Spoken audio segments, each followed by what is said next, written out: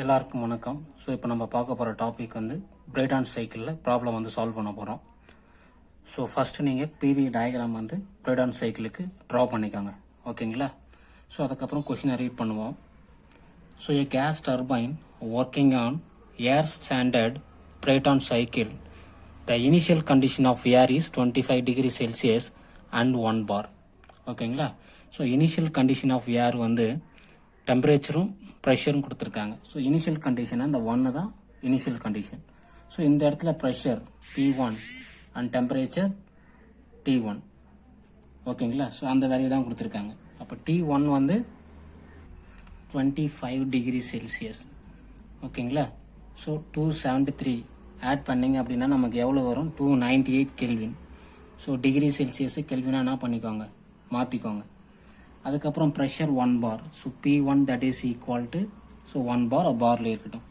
The maximum pressure and temperature R limited to 3 bar and 650 degree Celsius. So maximum temperature அப்படின்னு பார்த்தீங்கன்னா இந்த DS டயக்ராமில் so இந்த இடம் T3 தான் மேக்ஸிமம் டெம்பரேச்சர். ஸோ மேக்ஸிமம் ப்ரெஷருங்கிறது P2 இருக்கலாம், P3 இருக்கலாம். ஏன்னா P2 that is equal to P3. So இதான் மேக்ஸிமம் ப்ரெஷர். இதுக்கு மேலே ப்ரெஷர் போகுதா? இல்லை. அதுக்கப்புறம் டிக்ரீஸ் தான் ஆகும்.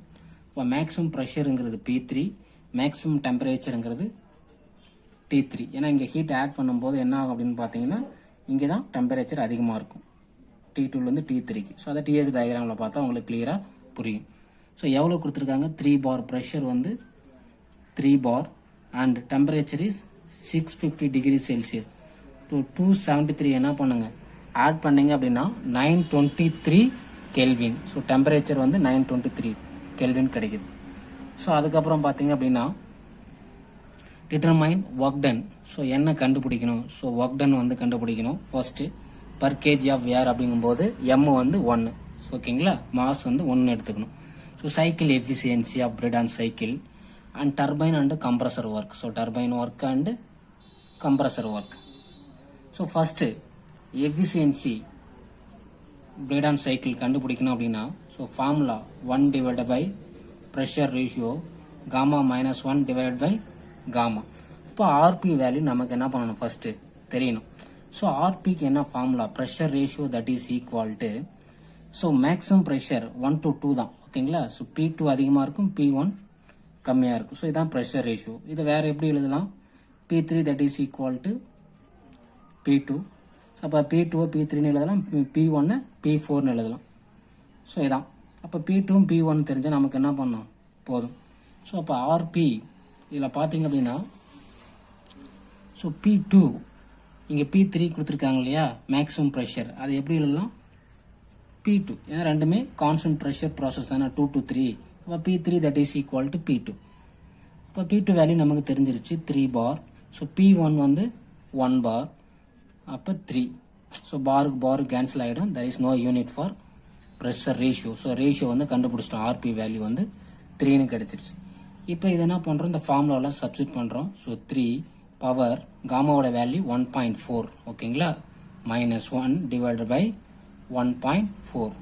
ஸோ அப்போ எஃபிஷியன்சி 26.94 கிடைக்கும். ஸோ கால்குலேட்டரில் போடுங்க. So efficiency of Brayton cycle என்ன பண்ணிட்டோம்?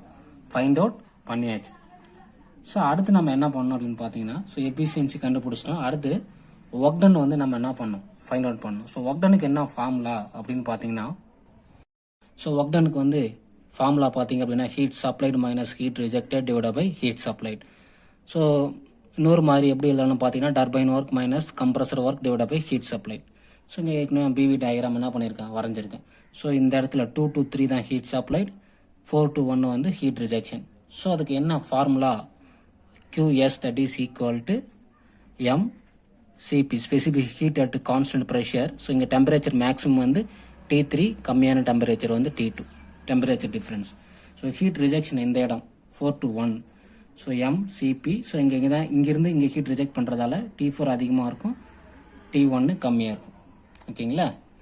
ஸோ அப்போ ஹீட் சப்ளைடு ஃபர்ஸ்ட் நம்ம என்ன பண்ணோம்? கண்டுபிடிங்க. ஸோ ஃபார்முலா எழுதிப்போம். QS that is equal to mCp T3 minus T2. So T3 value. So question la பாருங்க T3 value. T3 வந்து 923. ஸோ எம் பர் கேஜின்றதால எம்முடைய வேல்யூ 1, சிபி கொடுக்கல அப்படின்னா 1.005. ஓகேங்களா, அந்த வேல்யூ எடுத்துக்கோங்க. ஸோ T3 வந்து 923. ஸோ T2 வேல்யூ, ஸோ இங்கே T2 வேல்யூ வந்து நமக்கு தெரியல. அப்போ என்ன பண்ணோம், அதை ஃபைண்ட் அவுட் பண்ணணும் இல்லையா? ஸோ அப்போ என்ன ஃபார்முலா, 1 to 2 ஐசென்ட்ரோபிக் கம்ப்ரஷன் தானே.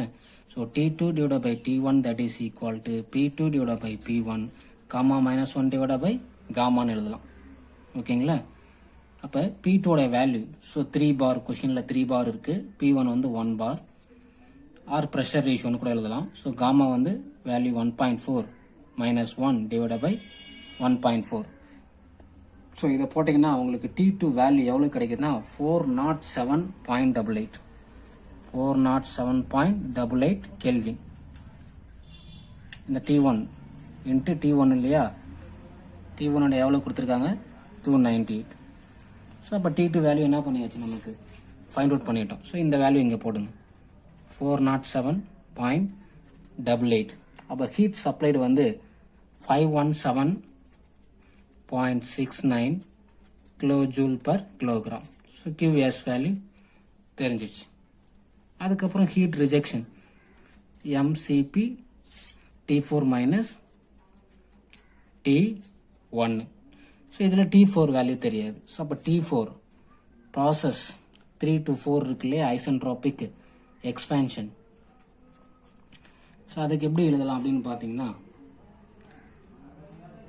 T4 by T3 that is equal to P4 divided by P3 gamma minus 1 divided by gamma. So T4 that is equal to, இப்போ P4 வந்து எப்படி எழுதலாம், P1 எழுதலாம். P3 எப்படி எழுதலாம், P2 எழுதலாம். P3 வந்து P2. ஓகேங்களா, எழுதியாச்சு. ஸோ இது என்னது, ப்ரெஷர் ரேஷியோ வேல்யூ 3. ஸோ அப்போ காமா -1 divided by காமா. ஸோ அப்போ என்ன பண்ணலாம் அப்படின்னு பார்த்தீங்கன்னா, ஸோ T4 அப்படியே வச்சுக்கோங்க. ஸோ இதோட வேல்யூ 3.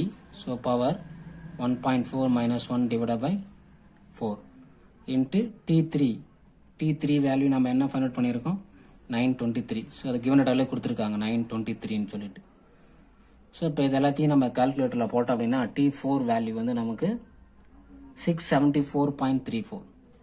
674.34 கெல்வின். ஸோ இப்போ T4 வேல்யூ நம்ம என்ன பண்ணிட்டோம், ஃபைண்ட் அவுட் பண்ணிட்டோம். ஸோ இப்போ நம்ம ஈஸியாக என்ன பண்ணலாம், QR வேல்யூ கண்டுபிடிச்சிடலாம். ஸோ எம்மோடைய வேல்யூ 1, இது 1.005 specific heat value. So T4 value எவ்வளோ கண்டுபிடிச்சிருக்கோம், 674.34 மைனஸ் T1 கொஷினில் கொடுத்துருக்காங்க. T1 value 298. ஓகேங்களா, ஸோ QR வேல்யூ என்ன கிடைக்கும் அப்படின்னு பார்த்தீங்கன்னா நமக்கு 378.22 கிலோஜூல் பர் கிலோகிராம். ஸோ இப்போ efficiency equal to work done divided by heat supplied. So work done வந்து heat supplied minus heat rejected divided by heat supplied. இது என்ன ஃபார்முலா. ஸோ இப்போ வேல்யூ சப்ஸ்டியூட் பண்ணுங்கள். QS வந்து 517.69, heat rejection 378.22 divided by QS 517.67.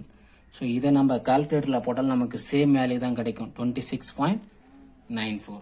ஓகேங்களா, so RB value கண்டுபிடிச்சி நம்ம ப்ரீவியஸாக கண்டுபிடிச்ச மாதிரியும் எஃபிஷியன்சி கண்டுபிடிக்கலாம், அல்லது இது கண்டுபிடிச்சாலும் நமக்கு என்னது ஓகே தான். ஸோ ஓகேங்களா, ரெண்டு ஆன்சருமே நமக்கு சேமாக தான் வரும். ஸோ இன்னொரு ஃபார்முலா யூஸ் பண்ணி எஃபிஷியன்சி கண்டுபிடிக்கலாம். Turbine work minus compressor work divided by heat supplied. So நம்ம எஃபிஷியன்சி வேணால் கண்டுபிடிச்சி ஃபைண்ட் அவுட் பண்ணி பார்ப்போம். இதுக்கும் சேமாக தான் வரும், அதே 26.9 தான் வரும். ஓகேங்களா, so turbine work, so 3 to 4 தான் turbine work. So formula MCP T4 value.